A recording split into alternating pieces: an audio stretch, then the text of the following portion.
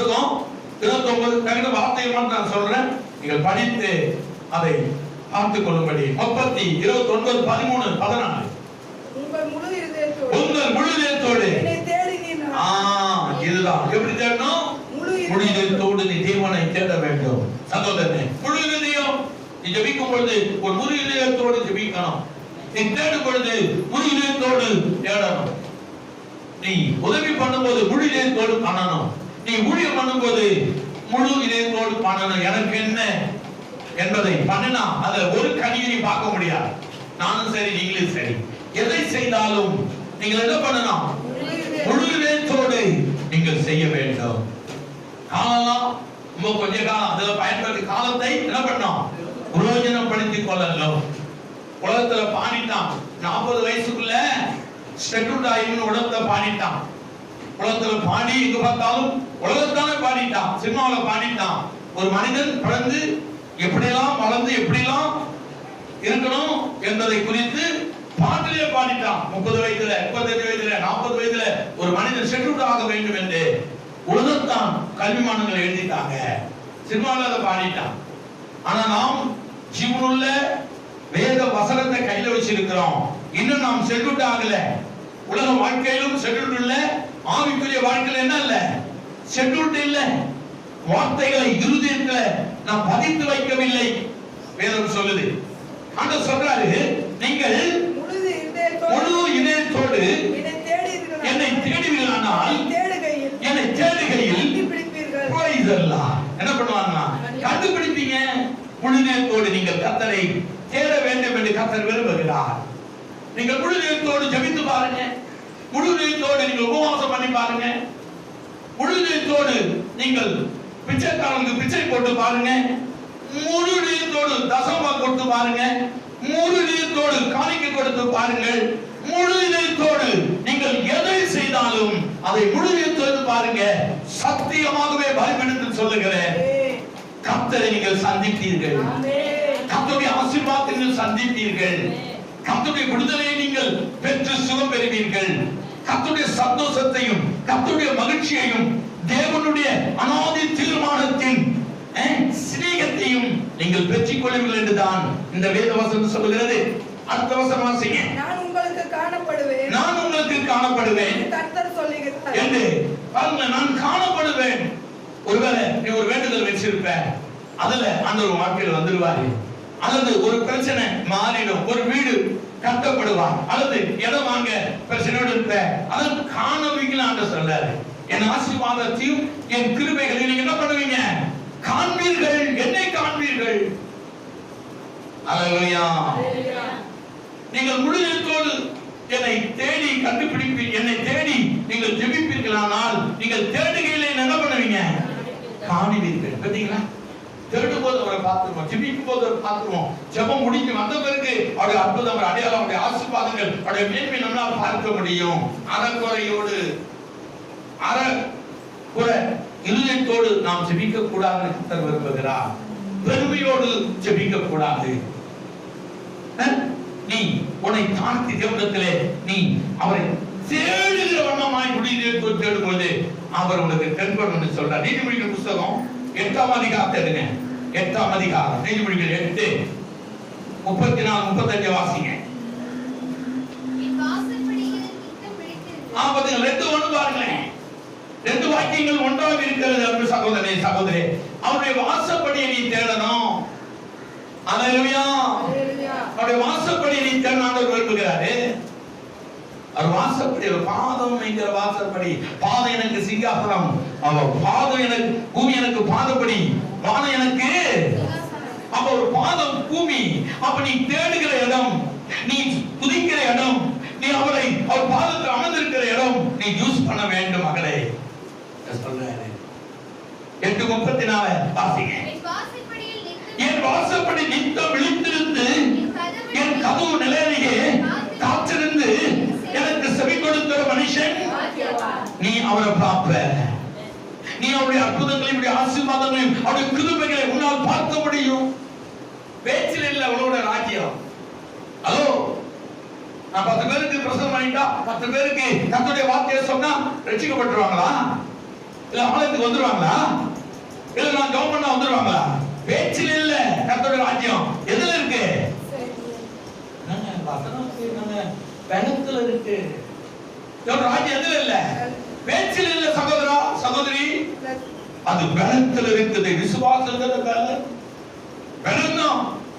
பலம் தான் ஒரு வீட்டை கட்ட முடியும். பலம் தான் ஒரு நாட்டுல பிரதமர் இருக்க முடியும். ஒரு நாட்டுல முதலமைச்சருக்கு பலம் என்னால முடியும்.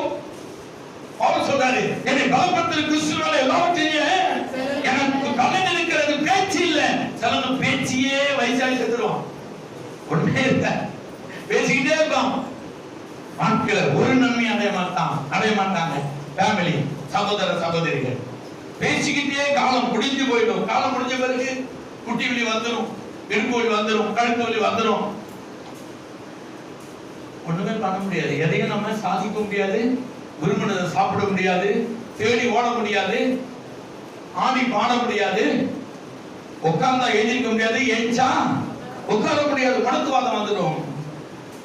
என் அன்பானவளே, அன்பானவனே, வேதம் சொல்லுகிறது, அனுதினமும் வேத வார்த்தைகளை சொல்லிட்டு போது பெருசு இல்ல, அதை வழிபடுகிறது தான் பெருசு. பேச்சு இல்ல. தேவனுடைய ராஜ்யம் எதுல இருக்கு? செய்யணும். பலத்துல இருக்குது. பேச்சில ஏதோ நான் சொல்லிட்டு போயிடலாம் இல்ல, பலத்துல இருக்குது. செய்வேன், எப்படியாவது செய்து முடிப்பேன், எப்படியாவது அறுவடை பண்ணுவேன், எப்படியாவது பண்ணி தீர்வேன் என்ற பலம் தான். பேச்சில நடக்கோட முடிஞ்சு இல்ல, பலம் ஆழ இருக்கு. அதுவைத்துல இருக்கு, இதயத்துல இருக்குது, நாடி நரம்பு எலும்புகளிலே அந்த பலன் எழுமணும். விழித்திருந்து காத்திருப்பேன், அவன் பாக்கியவான். அர்த்தவசனம், என்னை கண்டடைகிறவன் ஜீவனை கண்டடைகிறான். என்னங்க என்னத்தை பெறுவான்?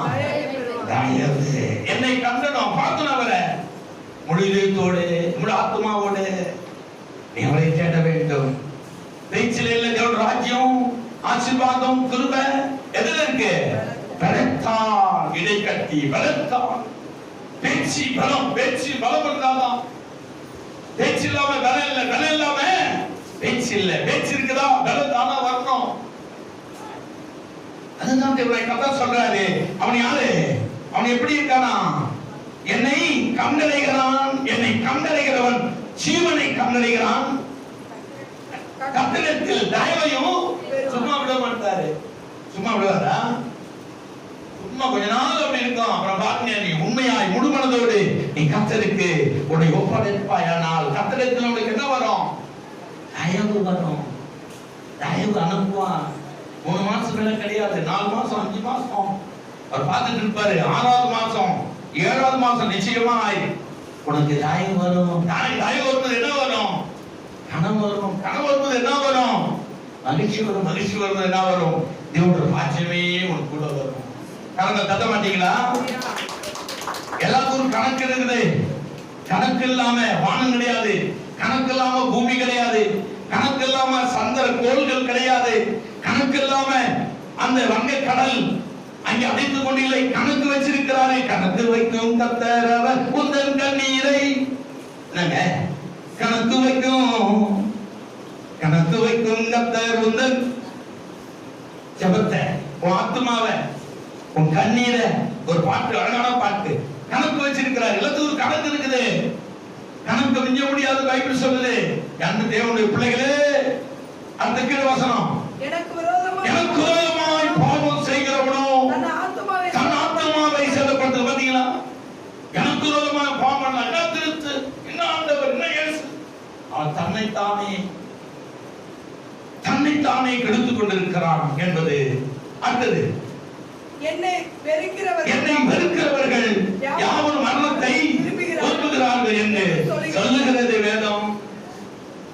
வேதம் சொல்லுகிறது, ரட்சிக்கப்பட்டவனே, ரட்சிக்கப்பட்டவளே, பேச்சில் ராஜ்யம் பலத்தில் இருக்கிறது. விசுவாசத்தில் இல்ல, விசுவாச கிரிகள் இருக்கிறது. கிரிகள் இல்லாத விசுவாசம் எப்படி இருக்குது? கிரிகள் இல்லாத விசுவாசம் எப்படி இருக்குது? போட்டுருங்க. கிரிகள் இல்லாத விசுவாசம் எப்படி இருக்குது? அது உயிர் இல்ல. நீ விசுவாசத்தை என்ன, நான் ஒருத்தவங்க சொன்னாங்க, அப்படியே நம்ம சபையில வந்து படியில ஏறிக்கிட்டே இருக்கிறாங்க, இறங்கிக்கிட்டே இருக்கிறாங்க. நாங்க ஒருத்தங்க ரொம்ப நாள் சொல்லிட்டு இருந்தாங்க, ஐயோ நான் பாக்குறேன் ஈஸியால உள்ளவங்க எல்லாம் இங்கதான் வந்துட்டு இருக்கிறாங்க. நாங்க ஆனா அவங்க என்ன பண்ணாங்க, ஒரு ஆள் பண்ணாங்க கூடி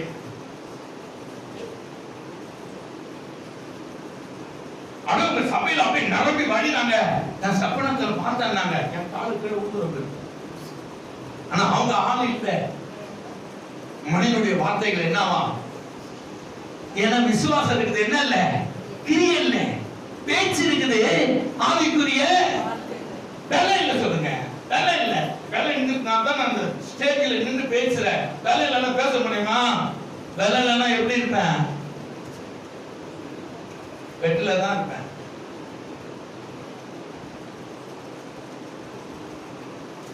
சொன்னாங்க இப்படி வந்து அப்படி வந்து எனக்கு தெரியும், கேட்டுக்கணா. அப்படியா? கேட்டுட்டு அப்ப கேட்கிற உரிமை எனக்கு உண்டு.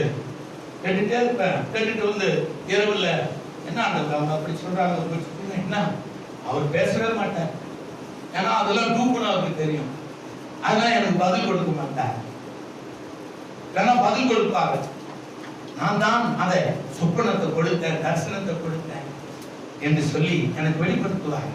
அப்படிதான் யோசேப்பு கண்ட சொப்பனத்தை யார் மதிக்கல? யார் மதிக்கல? யோசேப்பு கண்ட சொப்பனத்தை யார் மதிக்கல? அப்படி சொல்லுங்க. சகோதரர்கள் மதிக்கல. அப்புறம் யார் மதிக்கல? தகப்பன் மதிக்கல, தாய் மதிக்கல. என்னடா இவன் அப்படி சூரியன் நாங்களும் வந்து அப்படியே வணங்குவோம்னு சொன்னாங்க. ஆனா அசட்டப் பண்ணப்பட்டார்கள். ஒரு காலம் வந்தது, ஒரு நேரம் வந்தது, ஒரு சமயம் வந்தது. யோசேப்புக்கு எல்லாரும் என்ன ஆனாங்க? யோசேப்பு எல்லாரும் அடிமையானாங்க. என்ன பண்ணாங்க? அவன் கண்ட சொப்பனம் நிறைவேறினது. எப்படி நிறைவேறினது சொல்லுங்க. பிராக்டிகலா நான் பேசுறேன், பைபிள்ல நான் பேசல. பிராக்டிகலா சொல்றேன். எப்படி அவன் தலைவனானான்? இவங்க என்ன பண்ணாங்க? கொண்ட சொப்பனம் 12 கழுதுகள் அவன் காலில் விழுந்தாங்க. எத்தனை பேர் அவன் காலில் விழுந்தாங்க? தன் சகோதரர்கள் எல்லாருமே விழுந்தாங்க. ஹல்லேலூயா. சொன்னதை செய்பவர் கர்த்தர். சொல்லாத ஒரு நாளும் இந்த பைபிள் எழுதாத ஒண்ணும் செய்ய மாட்டார். சொன்னதை மட்டும் தான் செய்வார். சொல்லாதது இல்லாததுல இருந்து சிலவங்க ரூட்டு விடுவாங்க. அதெல்லாம் வாய்ப்பந்தல் போடுவாங்க. நம்ம கண்டுபிடிச்சிடலாம். ஆவிக்குரியவன் ஆவிக்குரிய காரியங்களை கண்டுபிடிப்பான். ஆவிக்குரிய இல்லாதவன் எல்லாம் சொல்றதையும் கேட்டுட்டு பிரகாரம் ஓடிக்கொண்டிருப்பான். அதனால ஒன்னும் விசேஷம் இல்லை, ஒன்னும் யூஸ் இல்லை. அது நம்ம நம்புறதுக்கு தேவையே கிடையாது. ஹல்லேலூயா. வேதம் சொல்லுகிறது. கேட்டறவும் அப்படியே வராங்க. அப்படியே ஐயோ இடமே இல்லை, நான் வெளியில நின்று சொன்னாங்க. அவங்களே வெளியே தான் இருக்காங்க. அவங்க சொன்னது கரெக்ட் தான். அவங்களுக்கு கொஞ்சம் அவங்க சப்போர்ட் நினைக்கிறாங்க. நான் வெளியே இருக்கிறேன், நான் தனிமையா இருப்பேன். ஹலோ, மனிதரை நம்புவதை காட்டிலும் கர்த்தர் பேரில் பற்றுதலா இருப்பது நலம். அவர் பாதத்திலே அமர்ந்திருப்பது நலம். நான் வசனம் சொல்லி போறேன். ஹல்லேலூயா. நீதிமொழிகள் 9:1-6 வாசிங்க. நீதிமொழிகள் 9 சீக்கிரம் வாசிங்களேன்.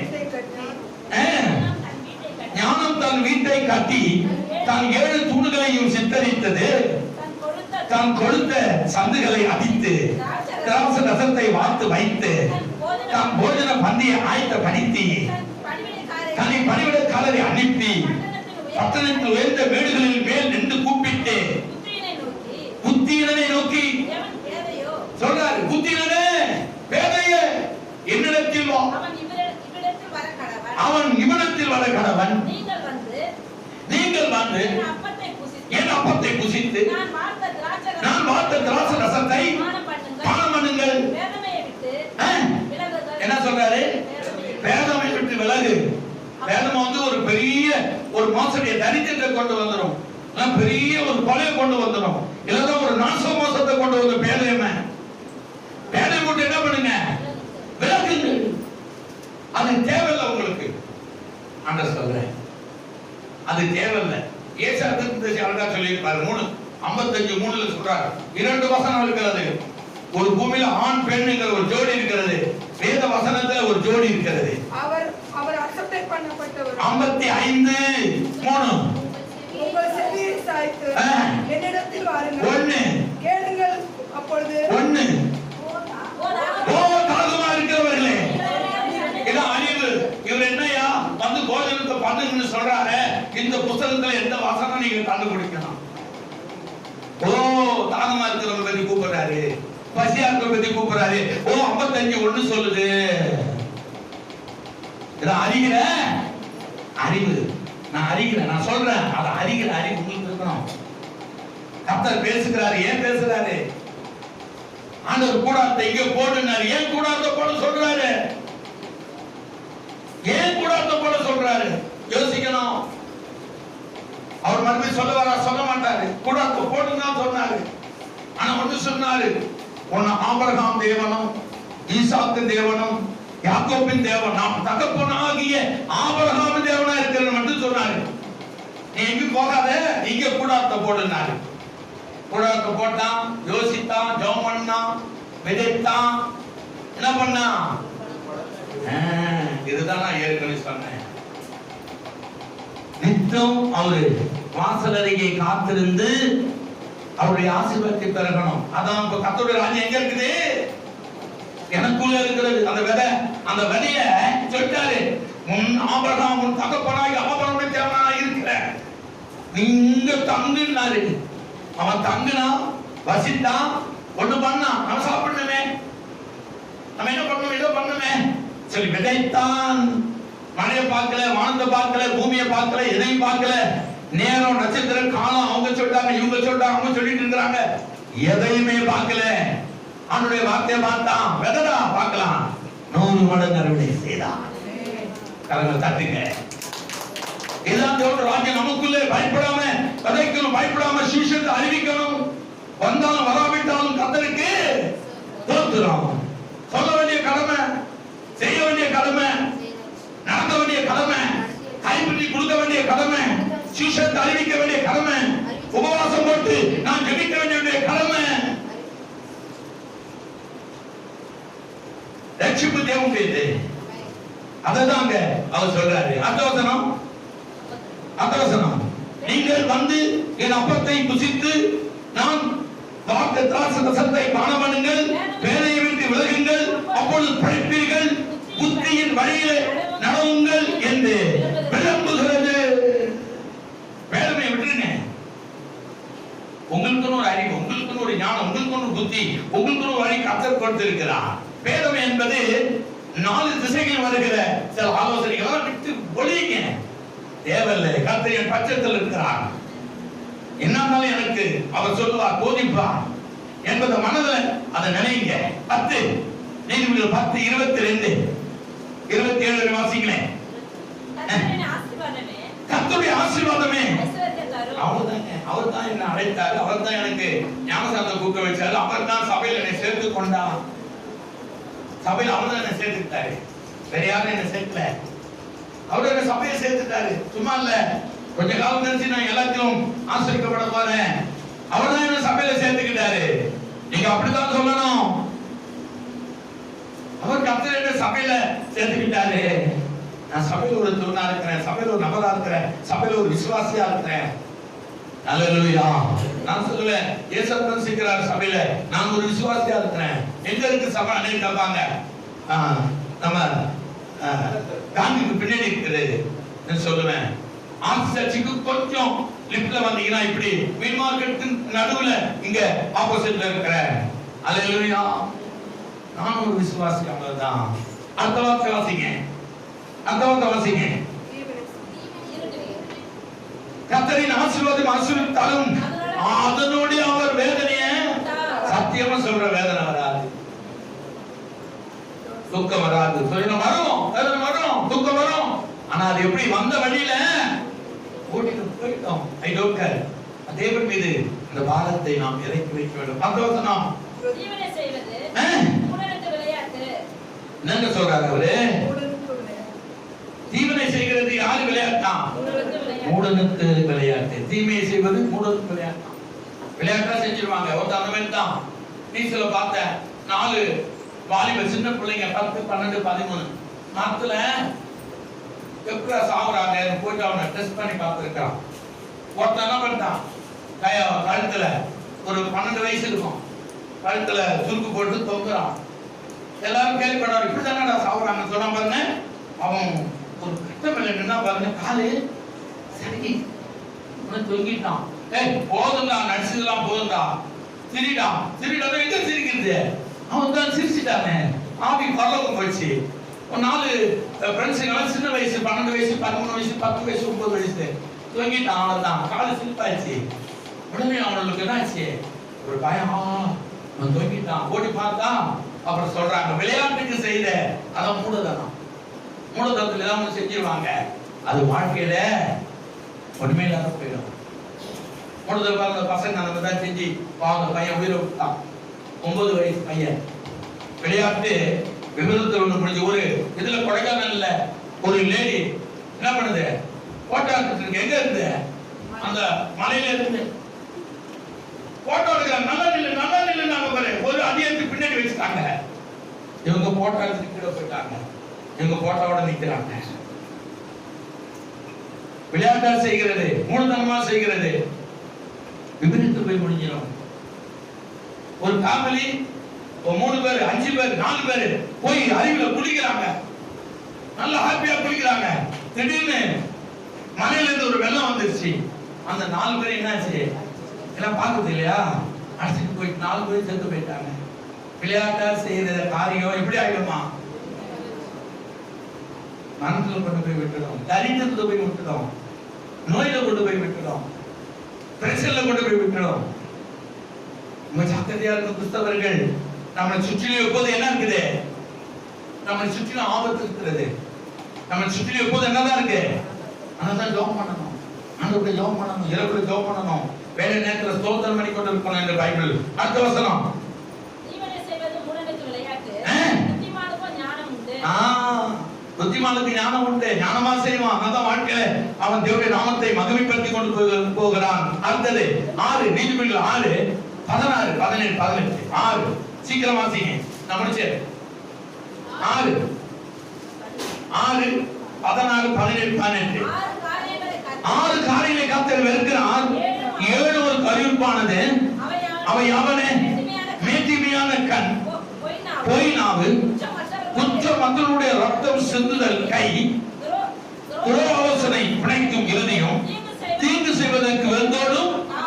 தீங்கு செய்வது போய் சொல்லணும், 4 பேர்ட்ட சொல்லி தீங்கு உருவாக்கணும். அதான் ஒரு பாட்டு பாடுகிறான் கனடா, அடிக்கிற அடி அடிச்சா என்ன ஆகும்? ஆடி மாசம் காத்தடிச்சா என்ன ஆகும்? அம்மிகளோட நம்ம பாடப்பட்டிருக்கிறாங்க. அப்போ ஒரு பொய்ய 10 தடவை சொன்னா அது உண்மையாயிடும். அடிச்ச அடியில அம்மிகள் என்ன பண்ணுமா? சொல்லுங்கம்மா, நகரும். அதுதான் சொல்றாரு பாருங்களேன். அந்த தீமை செய்வதற்கு 4 பேரை சந்திப்பதற்கு அந்த தீமை செய்கிற அந்த தீமை செய்த இருதயம் ஓ போ போ போ போ சொல் சொல் சொல் என்று நம்மளை விரட்டுமா. நம்ம சில வேலைகளை செஞ்சுட்டு இருக்கோம்.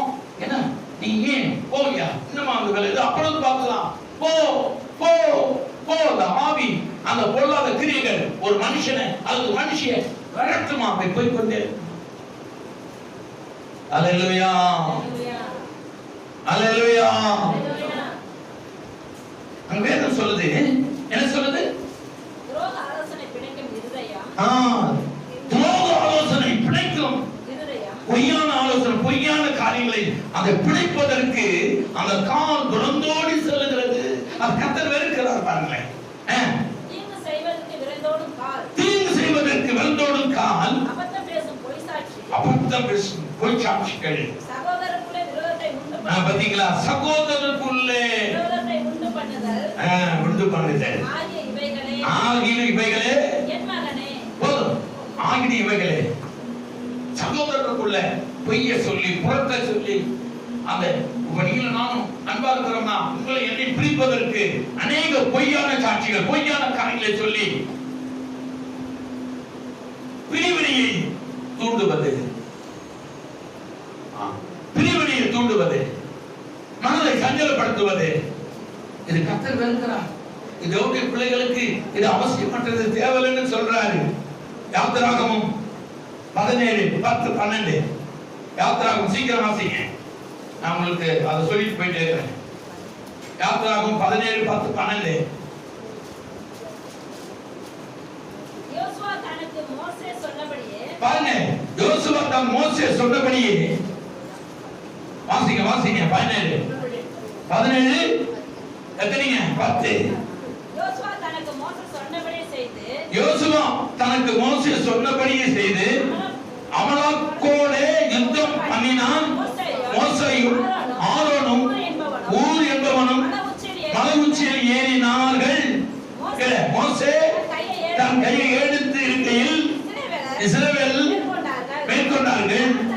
அவன் தாழ விடுகையில் அமலேக்கு மேல் கொண்டான். கீழே 12.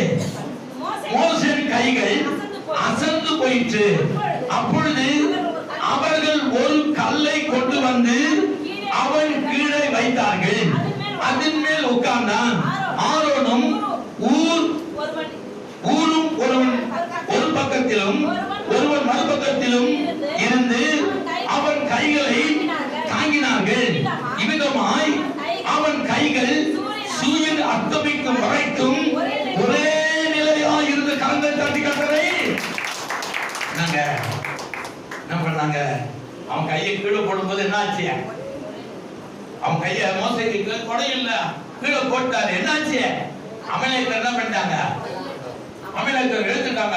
உடனே பாக்குறான் ஊருங்கிறவனும் இன்னொரு ஆரோனும் ஒரு கல்லை தூக்கிட்டு வந்து அந்த கல்லு மேல உட்கார வச்சு 2 கையும் ஆள் ஒரு கையை பிடிச்சிக்கிட்டாங்க.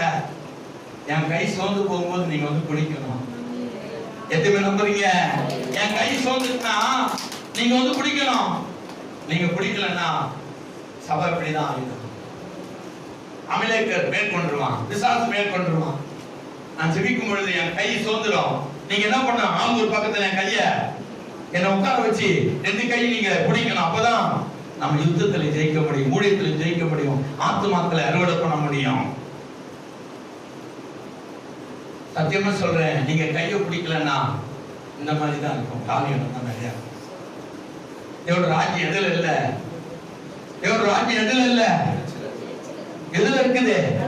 அப்ப நீங்க என்ன பண்ணணும்? ஊழியக்காரர் கைய பிடிக்கணும், தூக்கணும், பிடிக்கணும். அப்பதான் அமலேக்கரை மேற்கொண்டு ஜெயம் எடுத்தார்கள். நானும் மனிதன் தான், அவங்கள போல மனிதன் தான். நானும் வந்து எனக்கு ஒண்ணும் விசேஷமா ஒண்ணும் கிடையாது. ஊழியங்கிற அழைப்பு ஒன்றுதான். ஊழியங்கிற அழைப்பு வந்திருக்குது, அவ்வளவுதான். ஆனா நீங்கள் கை சோர்ந்து போன கையை பிடிக்கணும். 2 பக்கம் 2 ஆள் பிடிக்கணும். ஒரு கல்ல உட்கார்ந்து நான் சோர்ந்துட்டேன். நீங்கள் பலப்படுத்தணும், சபையை கட்டணும், ஆத்துமாக்களை அறுவடை பண்ணணும், சுவிசேஷத்தை அறிவிக்கணும். சத்தியம் உங்களுக்குள்ள வந்துட்டா அது விடுதலை ஆக்கணும். அந்த விடுதலை எல்லாரும் போய் சொல்லணும். அதான் சந்தோஷம், சமாதானம். ஒரு வேத வசனம் தெளிவா சொல்றது பார்த்தீங்களா? ஊழியக்காரர் கை சோர்ந்து போட்டான். எனக்கு என்னன்னு உடனே அமலேக்கு என்ன பண்ணிட்டான்? தடதடன்னு ஒரு 1,00,000 பேரை கொண்டுட்டான். ஐயோ இது என்னன்னு சொல்லி ஆரோனும் ஊர் இருந்து போனோம் ஆள் ஒரு கையை பிடிச்சி ஒரு கல்லுல உட்கார்ந்து தூக்கலாம். கையை தூக்குன பிறகு வெட்டினவனா வெட்டப்பட்டான், ஓடிட்டான். எத்தனையோ பேர் அடிச்சு இந்த தேசத்தை பிடிச்சாங்க. இந்த தேசம் கர்த்தருக்கு சொந்தமாகணும்னா நீங்க முழு மனதோடு கர்த்தரை நோக்கி பார்க்கணும். ஊழியக்காரனோடு சேர்ந்து நீங்க ஜெபிக்கணும். எத்தனை பேர் எனக்காக நீங்க ஜெபிக்கிறீங்க? கைகளை தூக்குங்களேன். பரவாயில்ல, எல்லாரும் ஜெபம் பண்றீங்க. கர்த்தர் நிச்சயமா உங்களை ஆசீர்வதிப்பாரு. அதனால தான் நான் சொன்னேன், ஆண்டவரே எனக்கு என் இருதயத்திலே இனி இறங்கு முகம் கிடையாது, நமக்கு என்னவா? ஏறு முகம். கரங்களை தட்டி கர்த்தரை மகிமைப்படுத்துங்க. Praise the Lord. ஒரே ஒரு வசனம் மட்டும் நான் சொல்லி முடிக்க போறேன், ஏன்னா டைம் இல்ல. அல்லேலூயா. நீதிமொழிகள் 14:26-27. Praise the Lord. கர்த்தர் நல்லவர். ஆமாங்க. கர்த்தருக்கு பயப்படுகிறவன் என்ன உண்டு? திட நம்பிக்கை நமக்கு இருக்குதுங்க. கவலைப்படாதீங்க. திட நம்பிக்கையோட போய் நம்ம வாழ்ந்து கொண்டிருக்கிறோம். கர்த்தருக்கு பயப்படுறதுக்கு திட நம்பிக்கை உண்டு. அவன் பிள்ளைகளுக்கும் அடைக்கலம் கிடைக்குங்க. நீ கர்த்தரை நம்பி துதித்து முடிச்சது கர்த்தருடைய சுவிசேஷத்தை இல்ல கர்த்தருடைய கைப்பிடிது ஒரு ஊழியம், காணிக்கை கொடுப்பது ஊழியம், இதெல்லாம் ஊழியம். பணக்காரர்கள்லாம் உட்கார்ந்து ஊழியம் செய்ய முடியாது, பணத்தை அள்ளி வீசிக்கிட்டே இருப்பாங்க. ஆனாலும் அவனுக்கு பணம் பெருகிட்டே இருக்கும். பணம் பெருகிட்டே இருக்கும், ஆனாலும் அள்ளி ஊழியர்களுக்கு விதைத்துக் கொண்டிருப்பார்கள். ஆனாலும் ஊழி செய்ய முடியாது, வர முடியாது. ஏன்னா அவங்க பிசினஸ். நான் பணத்தை கொடுப்பார்கள், பொருளை கொடுப்பார்கள், எல்லாம் ஆயத்தம் பண்ணுவார்கள். ஆனா அவங்களால வர முடியாது, காசு நிறைய இருக்குது, கொடுப்போம், நம்மளால செய்ய முடியல. நாம் உழைப்புலேருந்து தேவனுக்கு ஊழியம் செய்வோம். அவங்க ஜெபிப்பாங்க, ஊழியம் செய்ய முடியாது, வெளியே போக முடியாது, உடம்பு ஒத்து வராது. இருக்க இடத்துல இருந்து ஊழியத்துக்காக ஜெபிப்பார்கள். ஜெபமணி தாம் போகிற சபையை அவர்கள் ஆசீர்வதித்துக் கொண்டே இருப்பார்கள். ஜெபித்து தேவனுடைய ராஜ்யத்தை அவர்கள் உருவாக்குவார்கள் என்றுதான் வேதம் சொல்லுகிறது. அல்லேலூயா, அல்லேலூயா, அல்லேலூயா. ஒரு வசனம் மத்தேயு இயேசு சொல்றாரு. மத்தேயு சுவிசேஷம் 13:25 வாசிங்க. மத்தேயு சுவிசேஷம் இயேசு சொன்ன வார்த்தை சொல்லி நான் கடந்து போக ஆசையா இருக்கேன். மனுஷன் நித்திரை பண்ணுகையில் பாத்தீங்களா, நிறைய பிரசங்கம் இருக்கு. தூங்க இல்லைன்னா அப்புறம் அடுத்த வாரம் தேவ சித்தமானால் அடுத்த வாரம் ஒரு பிரசங்க சொல்லிக்கிறேன். அது வருவாரு. பிரைஸ் எல்லாம் வாசிங்க. மனுஷன் நித்திரை பண்ணுகையில் சத்துரு வந்து கோதுமைக்குள் களைகளை விதைத்து விட்டு போனான். தூங்கும் பொழுது அவன் என்ன பண்றான்? களைகளை விதைத்து விட்டு போனான். ஆமா, பயிரானது கதிர்விட்ட போது என்ன வாசிக்கிறீங்க? 13 வாசிக்கிறார் பாருங்க. பாருங்க, இதான் கரெக்ட். அல்லேலூயா. 26, 27 மறுபடியும் தப்பாதான் வாசிக்கிறீங்க. 13வது அதிகாரத்தை எடுத்துக்கங்க.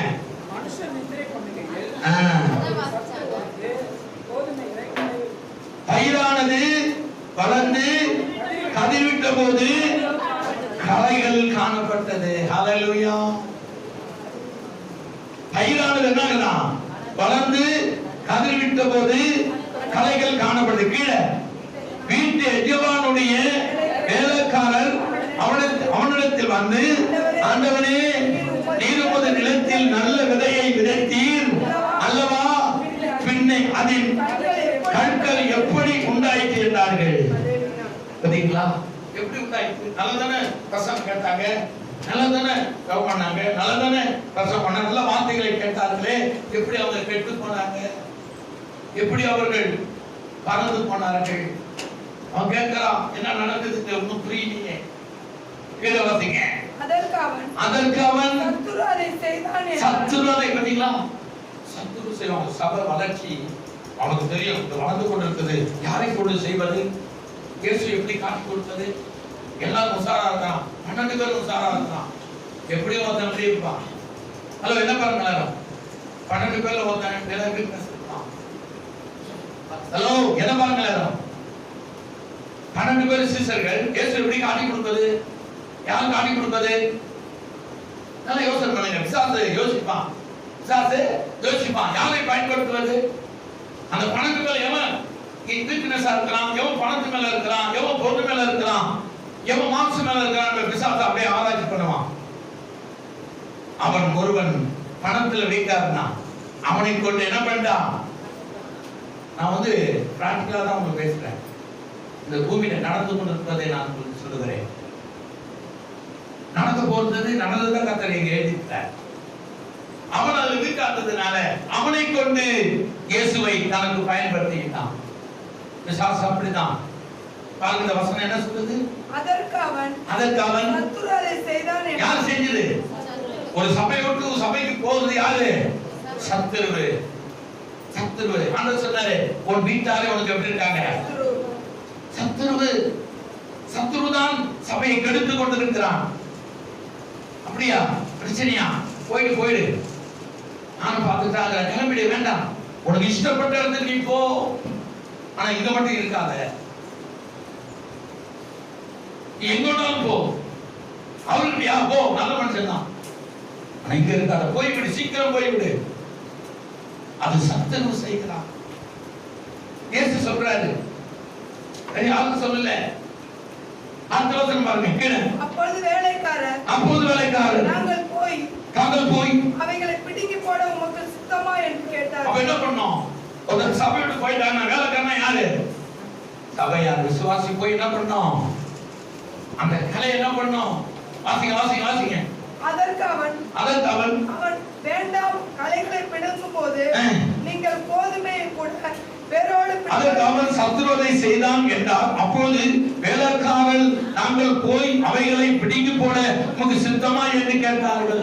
ஆனால் தான் சபையார அந்த சொல்ல நீங்க போவாதீங்க, கலைச்சு விட்டுருவீங்க. உங்களுக்கு என்ன பண்ண தெரியாது, பேச தெரியாது. விசுவாசி கிட்ட குறிப்பிட்ட ஆளை அவர் அனுப்புவார். அனுபவமான ஆளை அனுப்பும் போது அது சரி செய்யப்படும். மோசே மாமனார் அதுக்கு தகுதி உள்ளவர். மோசே சில ஆலோசனை கொடுத்தார். அதை அவன் செய்தபடினால் அந்த இஸ்ரவேல் ஜனங்கள் காக்கப்பட்டாங்க. நீங்க போகாதீங்க. நீங்க என்ன பண்ணுவீங்க? பயிர கலையை புடுங்குறவங்க என்னத்தை புடிங்கிடுவீங்க? பயிரையும் புடிங்க அனுப்பிச்சிடுவீங்க. அல்லேலூயா. பேச தெரிய வேண்டும். ஒரு பிரச்சனை ஒரு ஆளை நம்ம அனுப்புறோம்னா போய் தக்க பதில் அங்க சொல்லி அவங்க எப்படியாவது மறுபடியும் அந்த கூட்டுக்குள்ள கொண்டாந்து சேர்க்கணும். சில ஆள் அனுப்பி பாருங்க, கலைச்சு கூட்டுருவாங்க. அப்புறம் அடுத்த வாரம் பார்த்தா அந்த ஒரு குடும்பம் வராது. சரி இவங்க போனா பேசுவாங்க, சரியா இருக்கும், பேசி கொண்டு வந்தோம். ஏன்னா அவங்க நல்லா ஃப்ரெஷ்ஷா இருக்காங்க. ஆனா பார்த்தா கலையை கொடுக்க மாட்டாங்க. என்ன குடிக்குவாங்க சொல்லுங்க? வேறையும் சேர்த்து குடுங்கி நாசமாயி அதை தொலைத்து விட்டுருவாங்க. வேதம் நமக்கு அதகமாய் தெளிவா சொல்றார். உமைகளாய் எழுதப்பட்டிருக்கிறது. அதை புரிந்து கொள்ள அந்த ஞானத்தை கொடுத்திருக்கிறார். புரியுதுங்களா அன்பு சகோதர சகோதரிகளே? போய் கலையை புடுங்கன்னு சொன்னா அவர் என்ன பண்றாரு? நீங்க போகாதீங்க, நான் பாத்துக்கிறேன். அதான் சில நேரத்தில் ஊழியக்காரன் போய் பேசணும். சில ஊழியக்காரன் என்ன மாதிரி சூப்பர் ஆள் என்ன பண்றான்? நீங்க போய் அதை கொஞ்சம் பேசி சரி பண்ணுங்க. நீங்க போங்க மூக்கர் பேசி சரி பண்ணுங்க. ஏமா நீங்க போய் பேசுங்கன்னா அங்க என்ன பண்ணிடுறாங்க? கலையோடு கூடிய சொல்லுங்க மணி வேறு இல்ல. மணினா விசுவாசி. நல்ல விசுவாசி என்ன பண்ணிடுறாங்க? குடுங்கி தவறான வார்த்தைகளை சொல்லி மூட்டியை உண்டு பண்ணி சண்டையை உண்டு பண்ணி சண்டையை சமாதானப்படுத்துறவன் யாரு? வாக்கியவான். சண்டை கிளம்பி போடுறவன் யாரு? சபிக்கப்பட்டவன். அதை மட்டும் அப்படி சுத்தமா சொல்றீங்க. ரெண்டும் ஒண்ணுதான். நீ நல்லது செஞ்சா நல்லது நடக்கும். நீ கெட்டது செய்தா பட்டை எடுக்கிறவன் பட்டையாத்துல இருக்க மாட்டேவான். எப்படி பட்டயத்தை எடுப்பான்? ஒரு நாள் வரும், இவன் எப்படி 4 பேரை சேர்ந்து வெட்டினானோ அதே 4 பேர் சேர்ந்து இவனை பள்ளத்தை வெட்டுகிறவர்கள் பள்ளத்திலே பைபிள் சொல்லுதமா, சத்தியமா நான் சொல்லல, வேத வசனத்தை தான் நான் சொல்லுவேன். சமாதானம் பண்ணிட்டு அனுப்புனா அந்த பிரிவினை உண்டு பண்ண கலையெல்லாம் சேர்த்து குடுங்கி மணி குடுங்கி ஒண்ணுலதான் ஆக்கி அதான் சொல்றாரு. நீங்க எல்லாம் போகாதீங்க. இது எவ்வளவு முக்கியமான பாயிண்ட். நைட் அந்த தியானம் பண்ணுறது அழுதுட்டானா எவ்வளவு தவறு பண்ணிருக்கிறானா. நேரா போய் நம்ம பேசும்போது நமக்கு தெரியும், ஆவியான உணர்த்துவார் எங்க பள்ளம் இருக்குது எங்க மேடு இருக்குது என்பதை கருத்தாய் பேசும்போது அந்த அந்த மணியை நாம் நம்முடைய அரங்கத்துக்குள் சேர்த்துக் கொள்ள ஆண்டவர் அனுப்புகிறார். நாம் ஒன்று நினைப்பது ஒன்று நடக்குது. அதான் ஆண்டவர் சொன்னாரு, உங்களுடைய வழி என் வழி இல்லை, உங்களுடைய சிந்தை என்னுடைய சிந்தை இல்லை. கரெக்டா கரெக்டா சொல்லி இருக்கிறார். இதுதான் வேத வசனம். நம்ம நினைக்கிறோம் அவங்களை அனுப்புனா சரி பண்ணிடுவாங்க, நம்மளோட அவங்க கில்லாடி, அவங்க பாணியில அவங்க நட்பு, அவங்களுடைய ஃப்ரெண்டு அழகா பேசுவாங்க, நம்ம அனுப்புறோம். ஆனா அது சாத்தான் சத்துருவு அதை வேற மாதிரி அதை இணைச்சி பிணைச்சி அதை கலைச்சி விட்டு அதுல ஒரு சில மகிழ்ச்சியை அடைந்து கொண்டிருக்கிற சத்துருவு. அதை யார்தான் செய்துதான்? கூட்டம் கலைக்கிறது யார்தானா? சத்துருவு. கரெக்டாய் சொல்லி நம்மளை அதை வெளிப்படுத்துகிறார். நீங்கள் அதை வாசிங்க. இந்த வாசிக்கும் பொழுது உங்களுக்கும் சில ஞானங்கள் ஆண்டவர் உங்களோடு பேசுவார் என்பதுதான் வேத வசனம் தெளிவாய் இன்னைக்கு நமக்கு பேசிக் கொண்டிருக்கிறது. 29 மட்டும் வாசிங்க. அதற்கு அவர் வேண்டாம், களைகளை பிடுங்கும் போது நீங்கள் கோதுமையை கூட வேரோடு பிடுங்காத படிக்கு இரண்டையும் அறுப்பு மட்டும் வளர விடுங்கள். நான் வாத்துக்கிறேன், போய் பார்த்துக்கிறேன், பிடிங்கிக்கிறேன், எனக்கு தெரியும் என்பதை அந்த எஜமான் சொல்றத நாம் பார்க்கிறோம். ஆண்டவர் சொல்றாரு, நீங்கள் முழு இதயத்தோடு இதை தேடுகிறானால் நீங்கள் தேடுகையில என்ன பண்ணுவீங்க? அதுதான் பெருக்கம். அதுதான் பெருக்கம் மகளே, சகோதரி சகோதரி, அதான் பெருக்கம். முழு இதயத்தோடு நம்ம எதை செஞ்சாலும் பிரிஞ்சு பலத்தை காண்போம். முழுமையாம நம்ம முழு இதயத்தோடு செய்யாதனால்தான் வறுமையும் நம்ம பார்க்கிறோம், பிரச்சனையை நம்ம பார்க்கிறோம், பலவீனங்களை பார்க்கிறோம், சுகவீனங்களை பார்க்கிறோம், வறுமையை பார்க்கிறோம். ஆனால் முழு இதயத்தோடு நம்ம எதை செய்தாலும், உங்களுக்கு முன்பாக ஒரு கல் வைக்கப்பட்டிருக்கிறது, அதை நீங்க என்ன பண்ணனா அதை தூக்க முடியும்? ஒரு பெரிய கல், ஒரு 50 கிலோ. இப்ப நம்ம வீடியோ டிவியில பாக்குறோம். இப்ப நம்ம மக்கள் போயிருக்காங்க, பாரிஸுக்கு போயிருக்காங்க. கிட்டத்தட்ட எத்தனை பேர் போயிருக்காங்க? தமிழ்ல தமிழர்கள் கொஞ்சம் பேர் போயிருக்காங்க. அங்க எல்லாருக்கும் வேட்டி, துப்பாக்கி சுடுறது, கல்லு தூக்குறது, வேட்டி தூக்குறது எல்லாம் இருக்குது. ஆனா அதை எப்படி அந்த கல்லை நம்ம தூக்க முடியும்? துப்பாக்கி எப்படி கரெக்டா நேர் பார்த்து சுட முடியும்? எப்படி இந்த வாலிபால் விளையாட முடியும்? எப்படி ஈட்டி நம்மளால எரிய முடியும்? எப்படி முடியும்? ஒரு கல்லு சிதாதான் எப்படி அதை நான் தூக்கணும் என்ன பண்ணோம்? இல்ல, முழு ஆத்மா அந்த கல்லு மேல இருக்கிற முழு ஆத்மா, முழு மேல முழு சிந்தை, முழு எண்ணம் அப்படியே நிலைத்திருக்கணும். நான் தூக்குவேன், நான் தூக்க முடியும் என்கிற முழு ஆத்மா. ஆத்மா தான் வேலை. உங்கள் இறுதியும் சொல்லுங்க. இறுதி கலைக்கிட்டா வேடி தூக்க முடியாது, ஈட்டி எறிய முடியாது, துப்பாக்கி தூக்க முடியாது, சோறு திங்க முடியாது, ட்ரெஸ் பண்ண முடியாது, வேலைக்கு போக முடியாது, மூணிலே உட்கார்ந்து சாக வேண்டியதுதான். அதான் உங்கள் இறுதியும் அதான் முழு இதயத்தோடு அப்படி நின்று என்ன பண்றான்? முழு இதயம் என்னால முடியும் சொல்லி டக்குனு தூக்கி தோல்ல வச்சு அதுக்கு என்ன தேவை? முழு இதயம். வீட்டு எறியணும், என்ன தேவை? முழு இதயம். முழு இதயத்தோடு நீங்கள் எதை செய்தாலும் அதை என்ன பண்ணுவீங்க? அதை என்ன பண்ண? முழு இதயத்தோடு செய்யும்போது என்னை காண்பீர்கள், தங்க பதக்கத்தை காண்பீங்க. போட்டில ஜெயிச்சா என்ன வருது? சொல்லுங்கம்மா, பிராக்டிகலா தானே பேசுறேன். போட்டியில ஜெயிச்சுட்டா உங்களுக்கு என்ன ஒரு முதல் பரிசு? முதல் தங்க பதக்கம். அவங்க இயேசு கிறிஸ்து வானத்திலிருந்து நல்ல பங்கை நான் தேடுகிறேன், ஓட்டத்தில் ஜெயித்தேன், முடித்தேன், எனக்கு கர்த்தர் என்ன கொடுத்தாரு? நல்ல தங்க பதக்கம் வைக்க நோக்கி நான் தொடர்கிறேன். அப்ப உலகத்துல தங்க பதக்கம் உங்களுக்கு ஆனால் முழுவதும் தங்க பதக்கம் தான். முழு மனதோடு எதை செய்யுங்க. நீங்க என்ன செஞ்சாலும் பரவாயில்ல, இலவசமா பண்ணாலும் பரவாயில்ல. அதை எப்படி செய்யணும்? முழு மனதோடு செய்யும். அரை மனசா செய்யாதுங்க. சொல்லிடுங்க, நான் வர முடியாது, நான் செய்ய முடியாது.